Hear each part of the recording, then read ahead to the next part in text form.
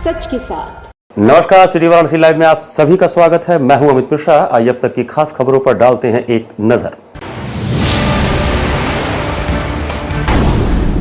महात्मा गांधी काशी विद्यापीठ में नई शिक्षा नीति में संभावनाओं की तलाश पर राष्ट्रीय संगोष्ठी का आयोजन।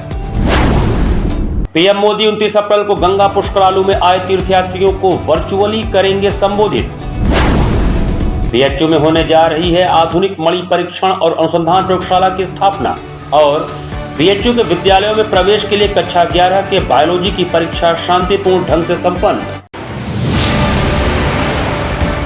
और अब समाचार विस्तार से।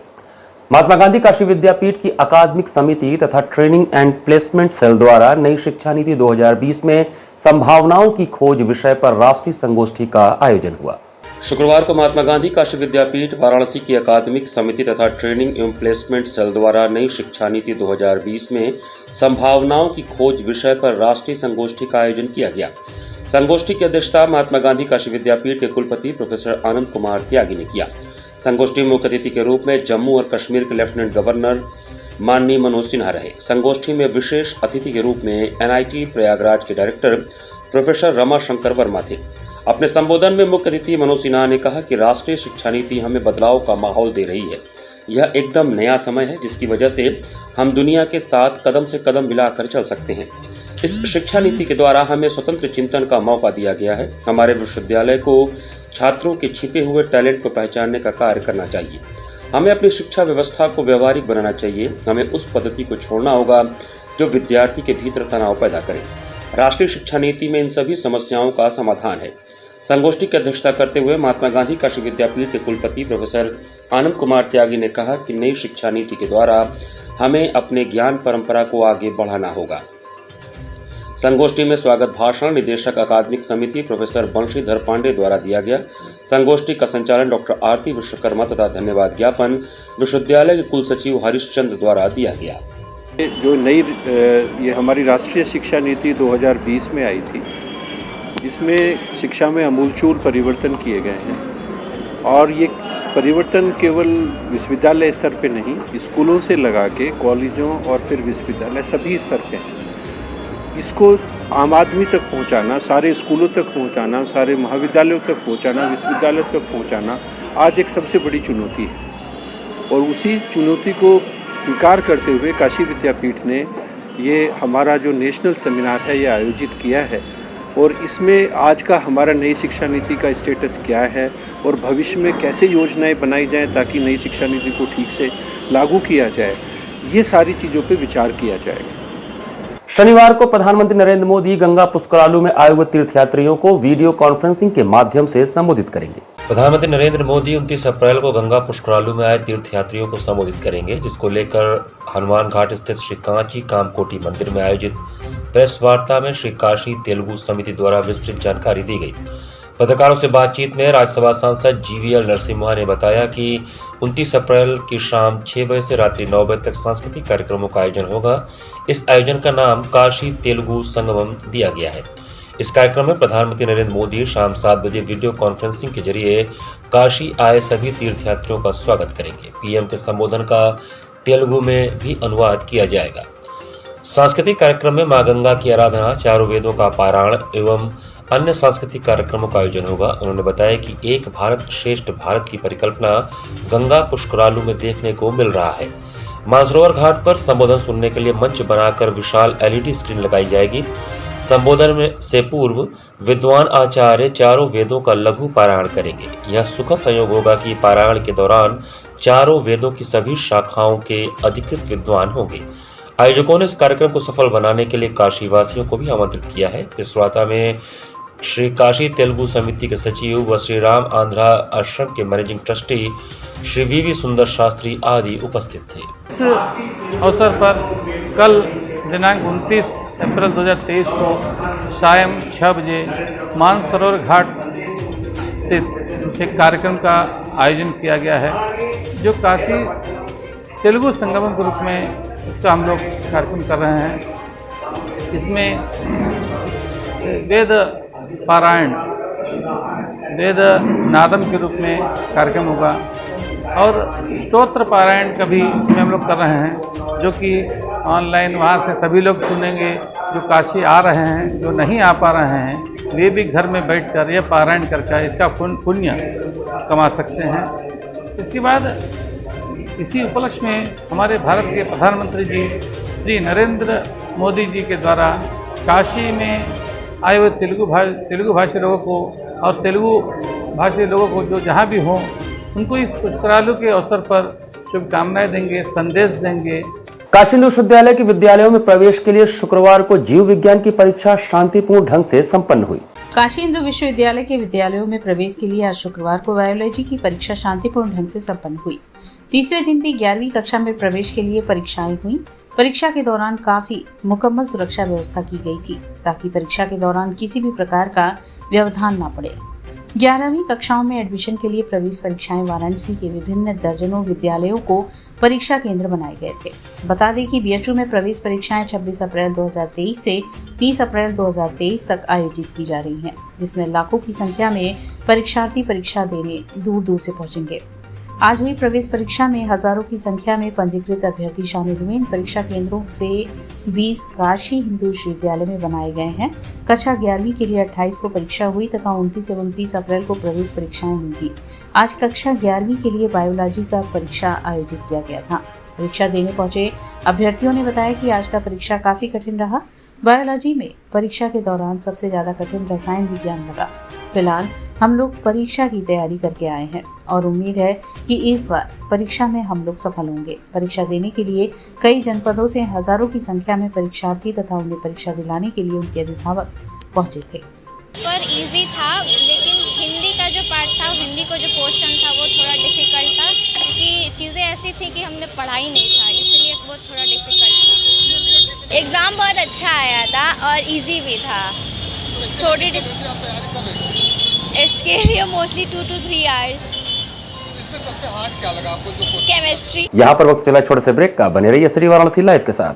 वाराणसी लाइव, सच के साथ। Facilities of Navneeta Kuvar Public School, quality education, well qualified faculty, dance, vocal, instrumental music, robotics, art and crafts, skating, karate classes, indoor and outdoor activities, use playground for kindergarten and various types of games, math, physics, biology, chemistry lab and smart library, well maintained computer lab and classes, highly secure and GPS track convince facilities, educational based activities using technique tools and interesting methods for students.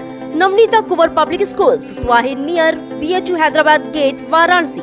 Mobile number 7311128462. Navneeta Kunwar public school international Hindu school है। Science, math एवं computer lab, सुसज्जित library, वाहन की उत्तम व्यवस्था, विभिन्न खेलों की शिक्षा, बच्चों के शारीरिक एवं मानसिक विकास हेतु योगा का प्रशिक्षण सुविधा। इतना ही नहीं, आपके छोटे बच्चों के लिए एक ऐसी जगह जहां हम देते हैं शिक्षा के साथ साथ मौज मस्ती भरा वातावरण।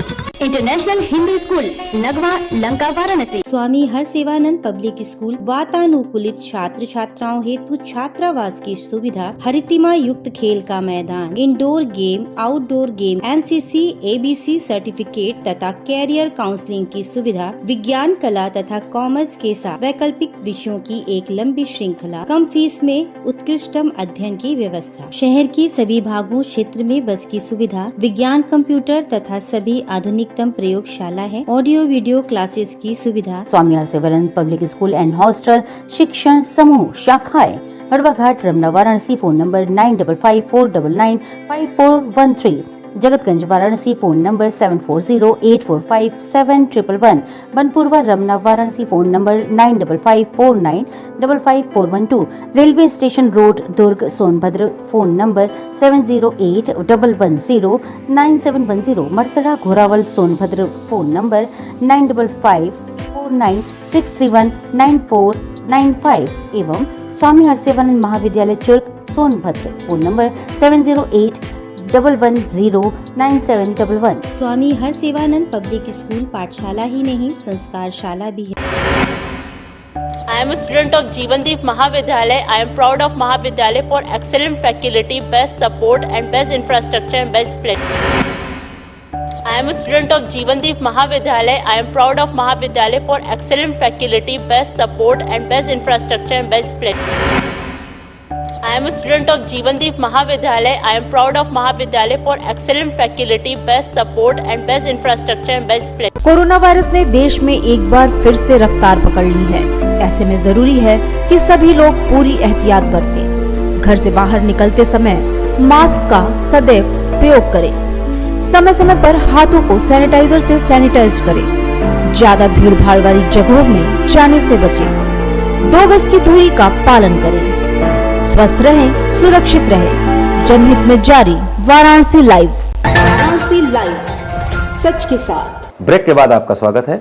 अखिल भारतीय विद्यार्थी परिषद काशी हिंदू विश्वविद्यालय इकाई द्वारा नक्सली हमले में शहीद जवानों की याद में एक कैंडल मार्च निकाला गया। छत्तीसगढ़ में हुए नक्सली हमले में अपने प्राण न्यौछावर करने वाले जवानों की याद में 27 अप्रैल गुरुवार को अखिल भारतीय विद्यार्थी परिषद काशी हिंदू विश्वविद्यालय इकाई द्वारा परिसर स्थित महिला महाविद्यालय तिराहे से लंका चौराहे तक कैंडल मार्च निकाला गया।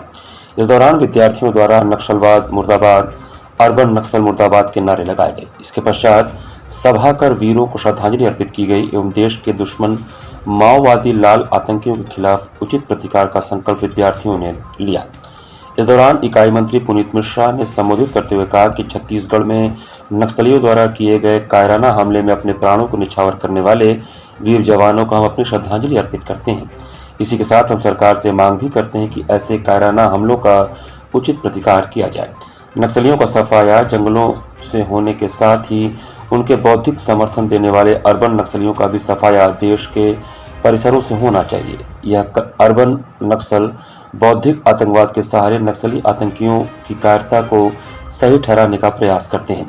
अखिल भारतीय विद्यार्थी परिषद सदैव ही ऐसे नक्सल प्रवृत्ति के लोगों के विरुद्ध संघर्ष करती रहेगी। इकाई उपाध्यक्ष भास्करादित्य त्रिपाठी ने कहा कि नक्सलवाद, माओवाद, आतंकवाद इस देश की आंतरिक सुरक्षा के लिए सबसे बड़ा खतरा है। सुरक्षा बलों पर छुपकर हमला करने वाले इन कायर आतंकियों से भी ज्यादा खतरनाक देश के विभिन्न संस्थानों में बैठे अर्बन नक्सल हैं, जो अपने बौद्धिक आतंकवाद के सहारे इन आतंकियों का समर्थन करते हैं। आज आवश्यकता है कि युवा ऐसे तत्व की पहचान कर उनका उचित प्रतिकार करें। आज विश्वविद्यालय परिसर में नकली नामों से विभिन्न नक्सली विचारधारा के संगठन अपने अलगाववादी एजेंडे को चलाने का प्रयास कर रहे हैं, परंतु विद्यार्थी परिषद की सक्रियता के कारण ऐसे तत्व सफल नहीं हो पा रहे हैं। कैंडल मार्च के दौरान सैकड़ों की संख्या में छात्र छात्राओं ने सहभागिता किया। जो 11 जवान शहीद हुए हैं लाल आतंकियों द्वारा, उनके श्रद्धांजलि, उनके सम्मान में आज कैंडल मार्च अखिल भारतीय विद्यार्थी परिषद कार्यकर्ताओं ने विश्वविद्यालय के छात्रों ने कहाँ से कहाँ तक ये निकाला गया था? ये कैंडल मार्च ये सरस्वती प्रतिमा से यानी कि मेमरी चौराहे से और मालवीय प्रतिमा तक घुमाया गया। काशी हिंदू विश्वविद्यालय में साथी योजना के तहत एक आधुनिक मणि परीक्षण और अनुसंधान प्रयोगशाला की स्थापना होगी। भारत सरकार के विज्ञान और प्रौद्योगिकी विभाग के साथी योजना के तहत वाराणसी के बनारस हिंदू विश्वविद्यालय में एक आधुनिक मणि परीक्षण और अनुसंधान प्रयोगशाला की स्थापना होने जा रही है।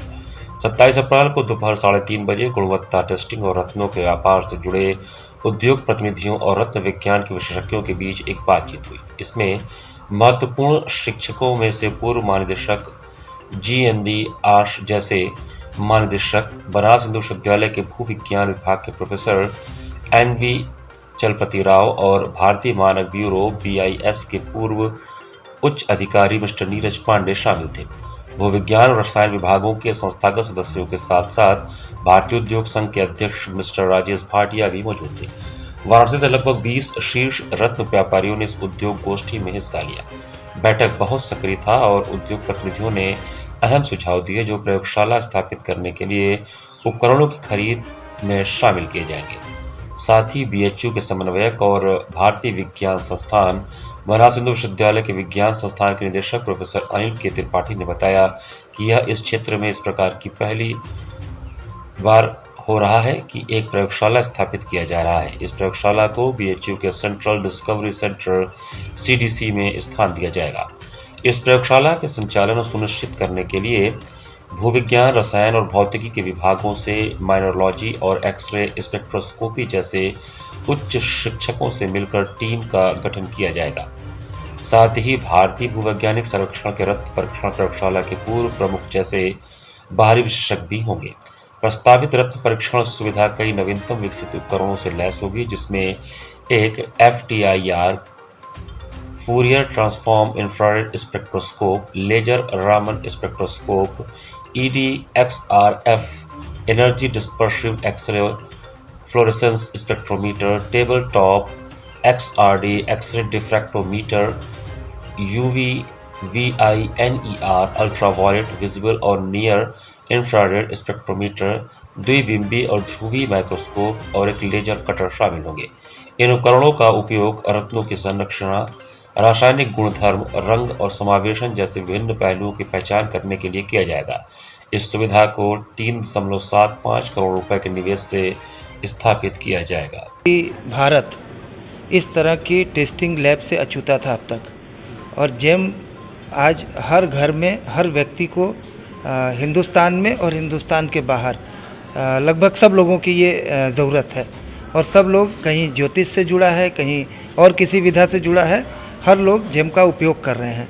अब इस जेम में इतनी बारीकियां हैं, इसमें इतना असली नकली का जो तत्व है, उससे आम जनता, आम लोग पिस रहे हैं कि असली बोल करके नकली बेच दिया जा रहा है।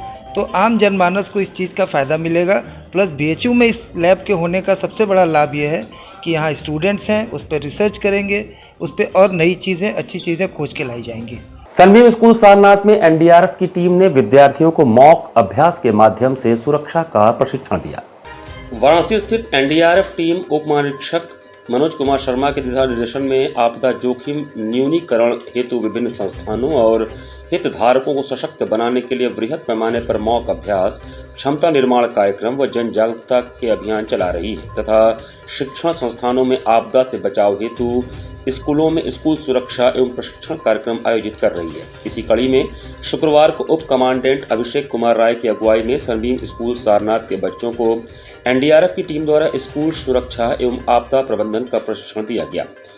NDRF के प्रशिक्षित एवं अनुभवी टीम द्वारा भूकंप, बाढ़ में बचाव के तरीके, फायर सेफ्टी, आकाशीय बिजली से बचाव, CPR, गले में फंसी बाहरी वस्तु के निकालने के तरीके, शारीरिक चोटों का अस्पताल के पूर्व उपचार, तत्कालिक स्ट्रेचर बनाना, लिफ्टिंग और मूविंग के तरीके, इम्प्रोवाइज्ड फ्लोटिंग डिवाइस, राफ्ट बनाना, स्कूल सुरक्षा ड्रिल, दामिनी ऐप, सचेत ऐप इंस्टॉलेशन और उपयोग आदि विभिन्न विषयों पर प्रशिक्षण प्रदान किया गया। उप कमांडेंट अभिषेक कुमार राय ने वर्तमान समय में बढ़ रही भीषण गर्मी और लू से बचाव के तरीकों के बारे में भी जानकारी दी और साथ ही पर्यावरण के संतुलन को बनाए रखने के लिए स्कूल के बच्चों और स्टाफ को जल संरक्षण और वृक्षारोपण के लिए भी प्रेरित किया।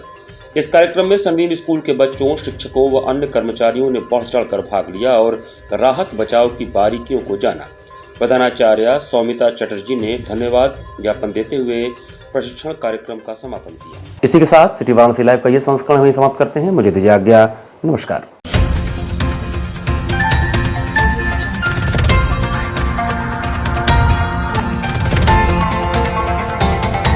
वाराणसी लाइव, सच के साथ।